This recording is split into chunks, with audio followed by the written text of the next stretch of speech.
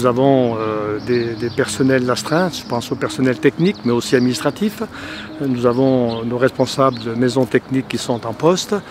Tout ça, il y a une certaine organisation, certes à type minimal, mais la sécurité est néanmoins assurée par ces personnels qui organisent des patrouilles, des rondes. Certes, on assiste à une forte diminution de la circulation, mais néanmoins, nous devons être vigilants pour tout ce qui touche la sécurité, et notamment pour les pompiers qui circulent, les ambulances, les livraisons, et puis aussi, je pense, à celles et ceux qui doivent, de manière impérative, se rendre à leur travail. Donc nous veillons à ce que ces routes soient sécurisées 24 heures sur 24.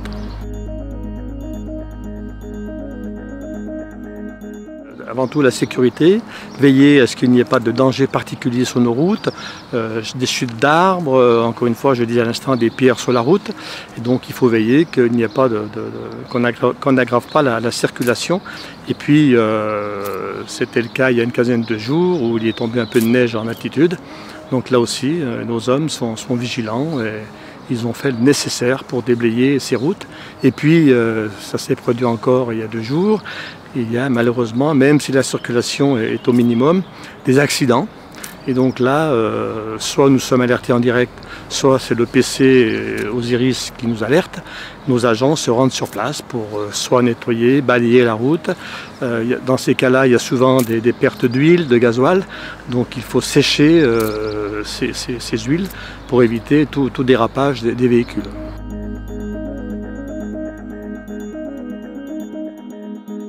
Alors, une grande partie a été stoppée depuis maintenant 3 semaines, mais heureusement, depuis maintenant une dizaine de jours, certains de nos chantiers ont pu redémarrer. Alors, il s'agit des entreprises qui ont des titulaires de marché à bon de commande. Il s'agit avant tout de travaux de terrassement qui nécessitent certes du matériel, mais peu de personnel. Quand on a un pelliste, une pelle, un camion avec son chauffeur et puis un agent, donc les gens sont assez isolés. Ils peuvent travailler dans les meilleures conditions. Concernant la RD 915, accès à Prolognan qui est coupé depuis maintenant plusieurs mois, le chantier devrait reprendre mardi prochain, donc là aussi avec des conditions particulières.